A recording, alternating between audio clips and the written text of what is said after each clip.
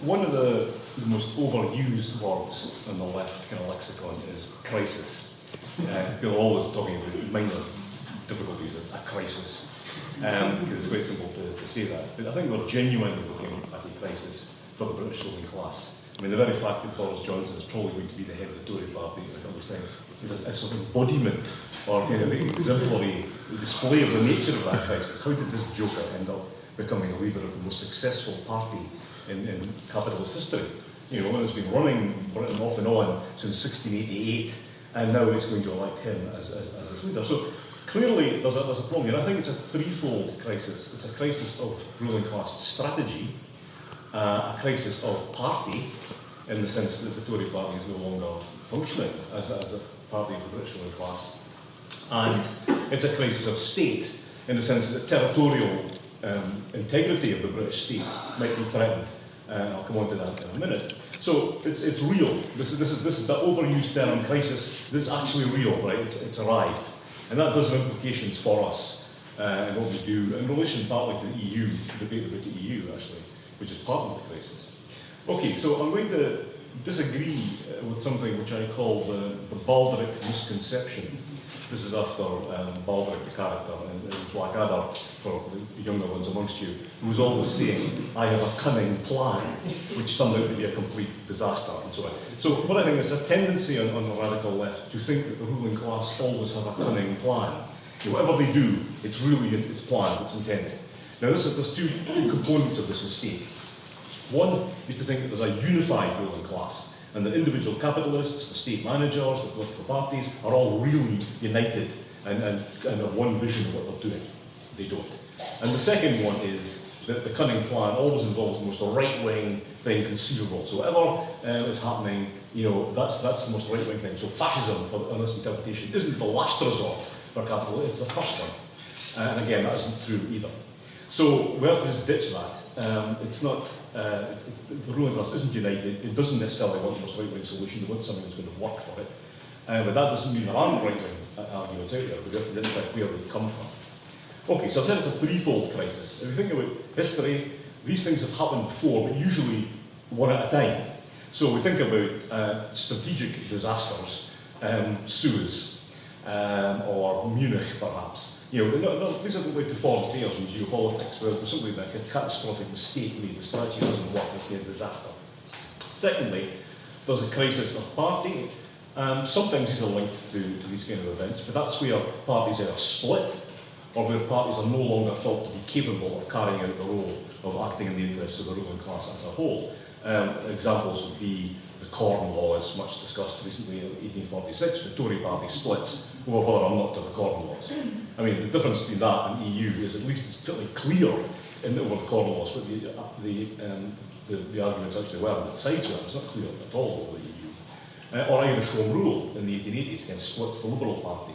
You know, so these are kind of events where parties disintegrate, reform, you know, establish themselves in different positions because of some crisis.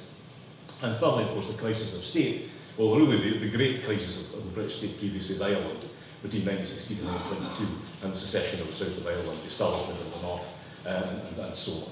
So these are the things that happen. They've happened as they're usually disconnected from each other. What we're having now is a crisis in which these three things are all coming together. So, in relation to the strategic disaster that was the Scottish referendum, which remember they very nearly lost, and the EU referendum, which they did lose, in the sense that the ruling class outcome, the desired ruling class outcome didn't happen, so it's a huge disaster there. The ruling class doesn't have a single party now which is dominant across the whole of the UK. The way it was the Whigs and the Tories and Labour, and they were dominant over all four bits of the UK. Now there isn't one. Labour is dominant in Wales, the SNP are dominant in Scotland, a mixture of DUP and other unions, well actually there isn't a dominant party in Northern Ireland. And the Tories were, I think it's stopped being now, were the dominant party in England. That's not the case, there isn't a single party. Previously there was one party, there isn't now. And the party itself, the Tory party itself, I think is increasingly showing signs of some kind of breakdown, which I think is because it has two audiences, if you like. It has the people it actually represents, that is the British ruling class, the bourgeoisie, which is a very small number of people, right? And it's less than 1% actually. And then there's the people who vote for it. And of course, the ruling class votes for the Tory party, but the people who actually vote for it are by and large the petty bourgeoisie section of the working class who votes for it. Now the trouble is, we've come to the point where they can't please both these audiences at the same time. And what they appear to have done is just to please their voter base rather than the people they actually represent. That's a problem, right? I'll explain why that's happened in a moment. So there isn't a party, the party that used to represent the ruling class very effectively no longer does so. And second, thirdly, in crisis of state, there's two things. There's again the possibility of Scottish secession. That's not as much of a dead cert as some people in the SNP think it is, by the way, but it's a possibility. And then there's secondly, the reunification of Ireland, something which in my lifetime has seemed like, virtually impossible, but now it seems quite feasible. So that would be the end of it. That would be the end of the United Kingdom, Great Britain, and all that kind of stuff. So this is the situation. So we need to go back and just think, why is this happening? So let's think about the state and what the capitalist states are supposed to do. Essentially, they're supposed to do three things. First of all, we have to maintain the balance of between and within classes. So Robert Brenner calls this vertical and horizontal relations. So the kind of horizontal relations between sections of the ruling class, the state has to make sure they don't get out of hand. It doesn't become the war of all against all, an all-consuming disaster. It has to maintain stable relations between the actual capitalist firms and capitalists and so on. And secondly, it has to maintain overall dominance of the ruling class over the working class and other classes. Not necessarily the people oppression or whatever, but it has to maintain that situation of class structure. Second thing, it has to do those things that capitalists either can't or won't do for themselves, like provide a legal framework, a transport infrastructure, a health service, some kind of basic education. The kind of stuff that enables the capitalist society to continue working, because capitalists won't do this. They're not going to spend money building roads that other people will use, even if they can charge money for it, it's still not a while, so they don't. So the state has to do this.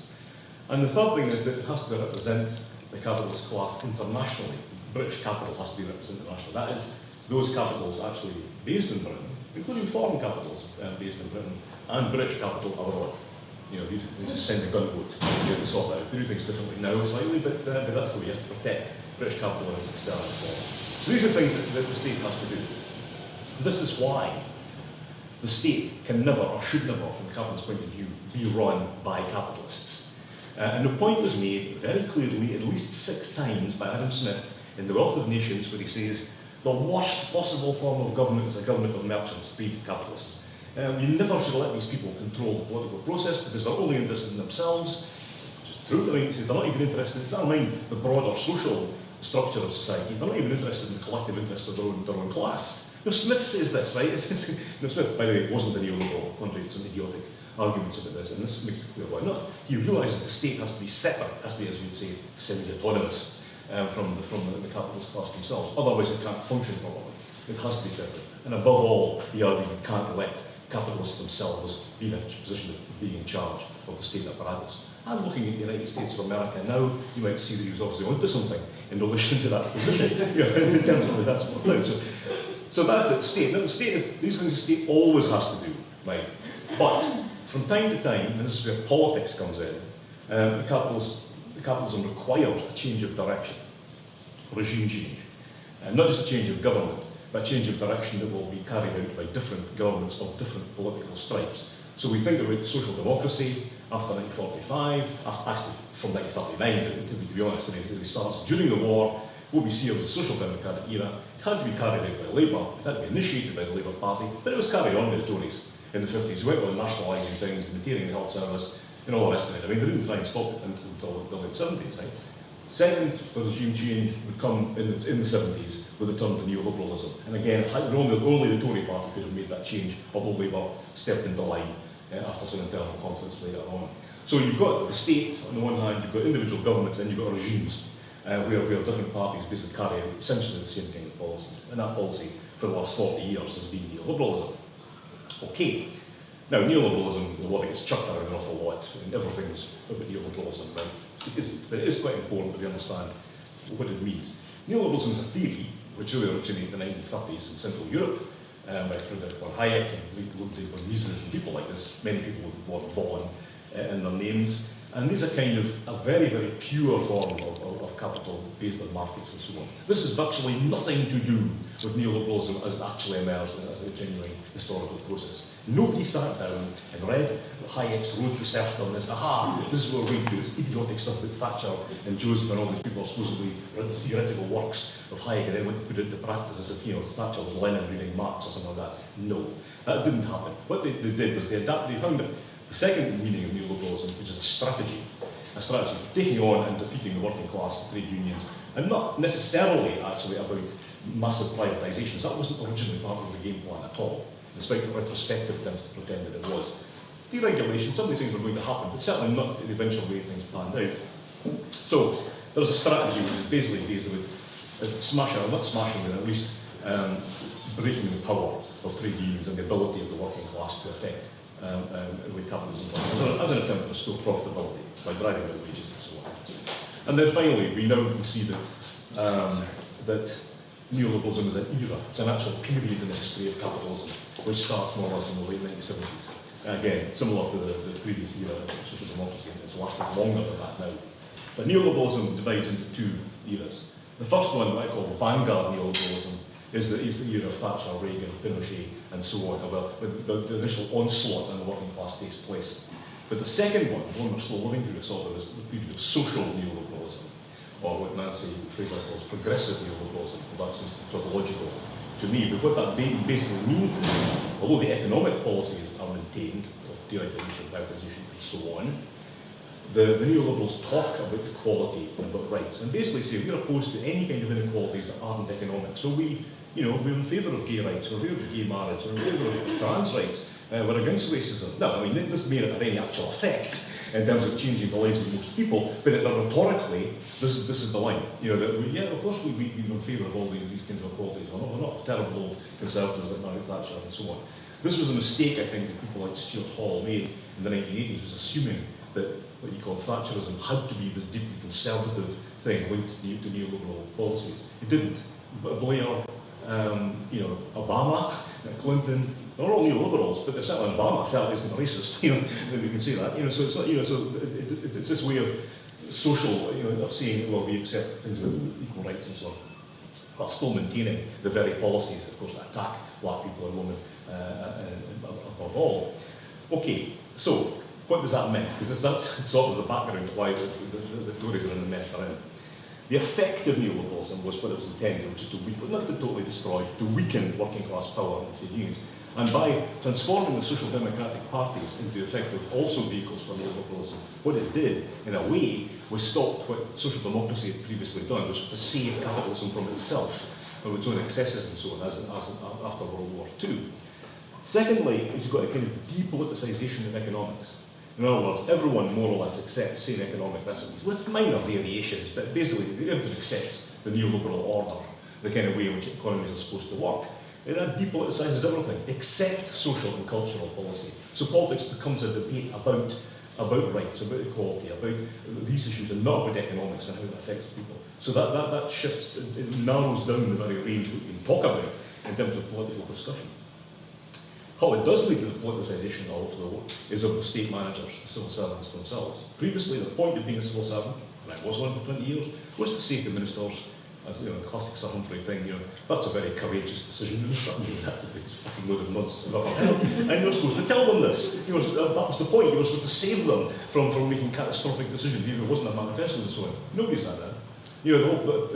Civil servants basically just say, yeah, we'll do whatever necessary to put this into effect, no matter how stupid, evil, or it's going to be.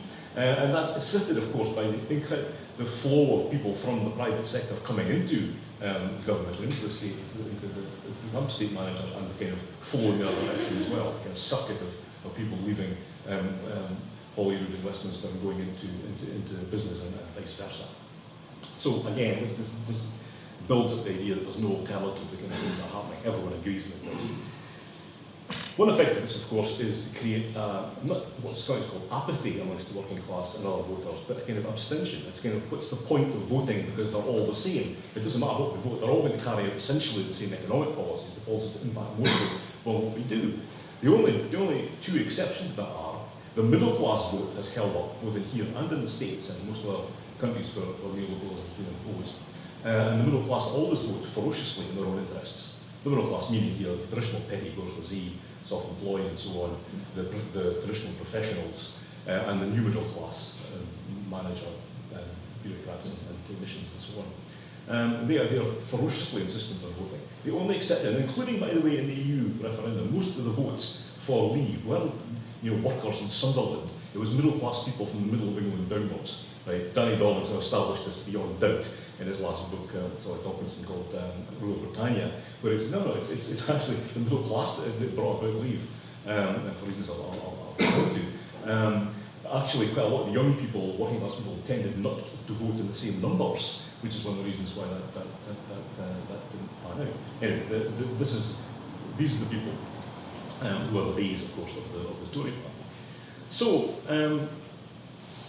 why the crisis? Well, if you look at the politicians who constitute the Conservative Party, or this is also true of some of the other parties as well, then you're looking at people who have never had to struggle in a major class conflict of any sort. The last big generalised thing, I suppose, was the poll tax in the late 80s, maybe stop the war, but that's slightly different at the beginning of the 2000s. They've never had to take on and fight something like the miners' strike, or let alone the conflicts in the early 70s, or any of these things. So they just assume they can do what they like. They're untested. Now they have to fight until, well, not even now actually, a Labour Party that's kind of geared up to take them on in a serious kind of way. So they're basically totally untried. Thatcher, whatever we think of her, was at least a class warrior for her class. And had been tested in various struggles. From these people, they haven't. And secondly, they come from an increasingly narrow, there was a report a couple of days ago talking about this, an increasingly narrow section of the population. So people who look at the jobs they've done, journalists, Gove and Boris and some other ones, or the political advisors, sometimes both, different times in their career.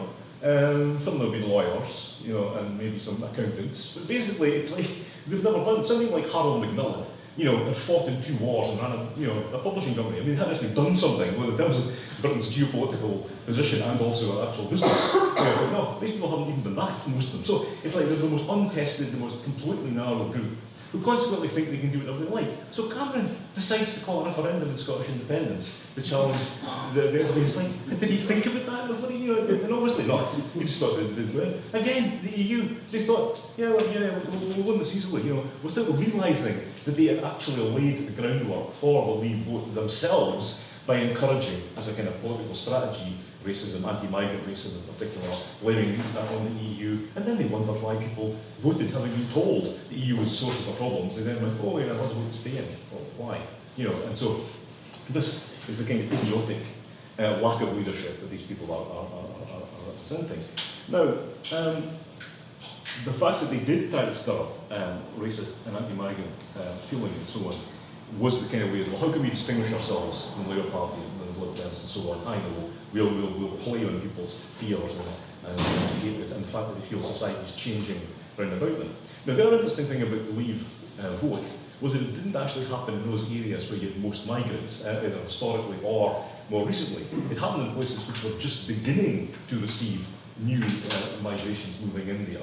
The ones where places which, again, south of England, north of London, is sort of the place where this is most typical, where there are people whose lives might be under great pressure, just beginning to see new migrations moving in. It's them that react against it, not London, which largely voted to remain.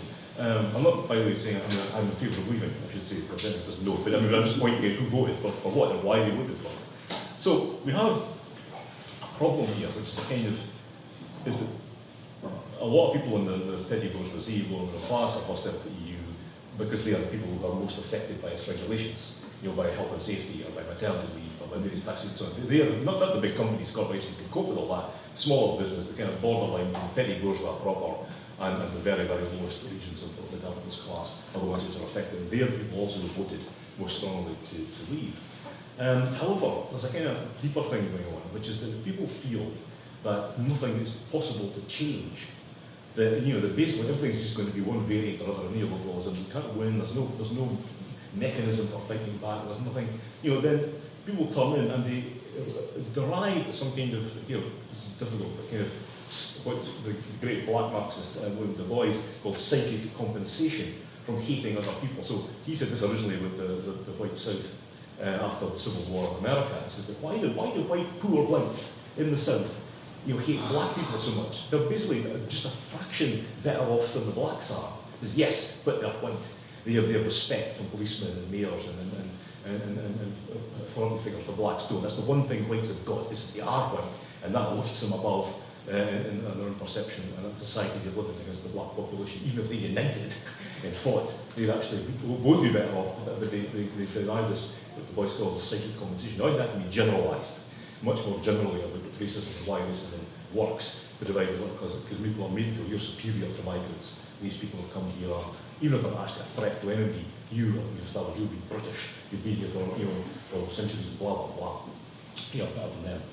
But more sinisterly still, this feeds into something that Friedrich Nietzsche said in the 19th century about how people can derive pleasure from resentment and hatred and seeing other people being done down, even if that hurts you as well, because maybe you feel so desperate and so that there's so little possibility of any future change that that's the only thing you've got, is seeing other people suffer.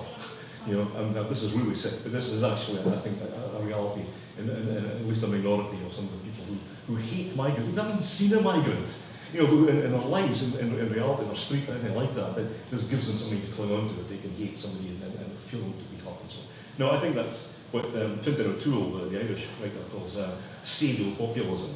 Where the populists actually turn their hatred on groups who are helpless or the most helpless people, and it's simply to mobilise people behind that hate. Now, this is out of control. This is the point. It's like the Tories unleashed, wanted this as a means of getting votes from, the ambushed petty bourgeoisie and sections of the working class, the down class consciousness and so on. But it's now turning back on them, and so the Brexit Party are all mainstream Tories are actually able to use this as a means of gathering votes, and they then run to catch up. And it infects even the Labour Party itself, the way it treats on the question of migration, disgracefully over the last 6 months or so. So this is where you end up with. Now, the problem, I suppose, is that the crisis is, for a lot of the left, particularly the non-radical left, the EU bit of the crisis, the response is simply to say, let's go back into the EU. And here I'm always reminded of those socialists in 1914 who went, let's get the war out of the way, then we can start talking about socialism again. So in this case, it's like, okay, let's go back into the EU, then everything's calmed down and start talking about socialism. No. If you make that kind of capitulation to the European Union and see it as a good thing, you'll never retreat from that position. You'll be stuck with it forever. It'll always be the EU's the answer to our prayers.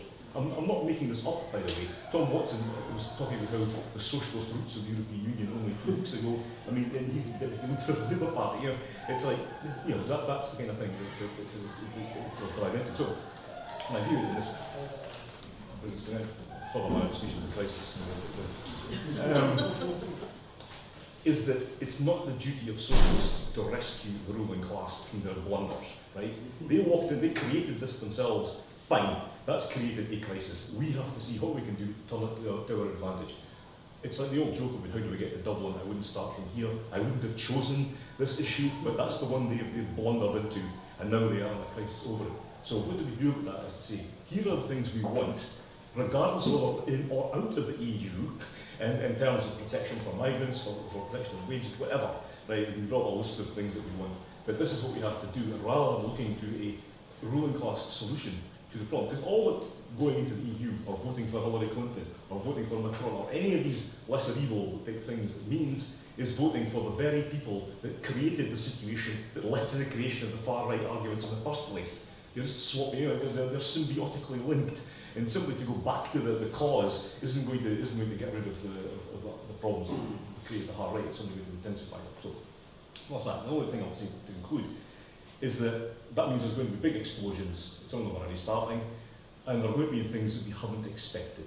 It's not going to be 1917. It's not even going to be 1968 or 1989. It's going to be something completely different. Nobody would have expected the climate issue to explode in quite the way that it has. And what's interesting about that is that not just that, a number of other issues as well, is that campaigns and movements are adopting the techniques of the labour movement, like a strike, you know, and it's not just the kind of climate strike for climate, it's a women's strike, migrant strikes, you know, a day without us, and all of those kind of arguments.